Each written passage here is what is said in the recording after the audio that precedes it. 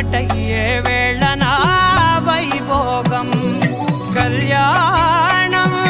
కమనీయం ఈ రెండు మనసులే రమణీయం ముడే ముళ్ళట ముడి పడుతుంటే ముచ్చట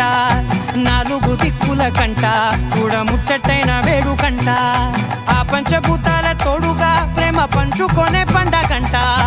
ఆరరుగల నిండుగా ఇది నూరెళ్ళ పచ్చని పంట